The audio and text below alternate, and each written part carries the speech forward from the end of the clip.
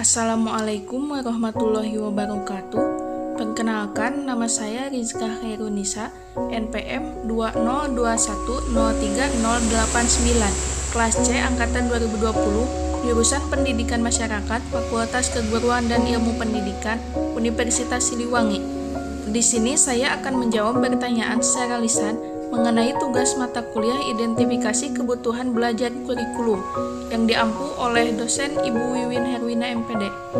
Ada 6 macam kebutuhan yang biasa digunakan untuk merencanakan dan mengadakan analisa kebutuhan menurut Morrison. 1. Kebutuhan normatif. Kebutuhan yang ada setelah dibandingkan dengan norma tertentu. Kebutuhan normatif disebabkan oleh suatu keadaan yang dipengaruhi faktor keadaan iklim, prestasi kerja, kondisi badan, keadaan keluarga, perbedaan ukuran yang digunakan, dan perbedaan lain yang dimiliki oleh setiap orang. Contohnya, membandingkan peserta didik dengan standar nasional. Yang kedua, kebutuhan komparatif. Kebutuhan yang muncul kalau dibandingkan dua kondisi atau lebih yang berbeda. Kebutuhan komparatif disebabkan oleh suatu keadaan yang dipengaruhi faktor perbandingan kualitas atau mutu dengan pengaruh tujuan yang lebih baik. Contohnya, membandingkan peserta didik pada satu kelompok dengan kelompok lain yang selevel. 3. Kebutuhan yang dirasakan. Disampaikan seseorang saat ditanyakan keperluan atau keinginannya saat itu. Kebutuhan yang dirasakan disebabkan oleh suatu keadaan atau keinginan akan suatu hal, dilakukan dengan cara melalui wawancara atau interview.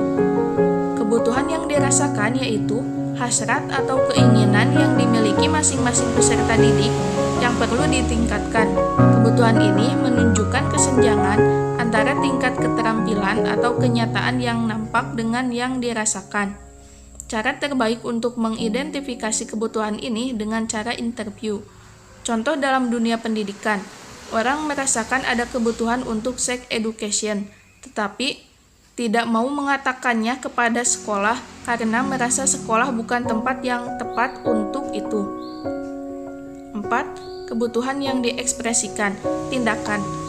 Kebutuhan yang ditampakkan oleh seseorang yang membutuhkan. Kebutuhan yang diekspresikan tindakan atau so what you need dalam pendidikan masyarakat atau pendidikan luar sekolah. Kebutuhan ini menjelaskan sebagai kebutuhan yang dirasakan dan diwujudkan melalui aksi pendidik ataupun peserta didik untuk mengungkapkan apa yang dibutuhkannya. Kebutuhan yang diekspresikan tindakan yaitu kebutuhan yang dirasakan seseorang mampu diekspresikan dalam tindakan. Misalnya, siswa yang mendaftar sebuah kursus. Bila jumlah pendaftar di sekolah melebihi bangku yang tersedia, orang mulai berbicara akan dibutuhkannya kelas baru. Yang kelima, kebutuhan masa depan. Proyeksi atau antisipasi kebutuhan yang akan terjadi di masa mendatang. Kebutuhan masa depan, identifikasi kebutuhan yang diantisipasi ini akan membantu dalam mempersiapkan peserta didik agar mampu memantau lingkungan dan memahami kemungkinan-kemungkinan yang dapat terjadi di masa depan. Kebutuhan masa depan yaitu mengidentifikasi perubahan-perubahan yang akan terjadi di masa mendatang, misalnya penerapan teknik pembelajaran yang baru, dan sebagainya.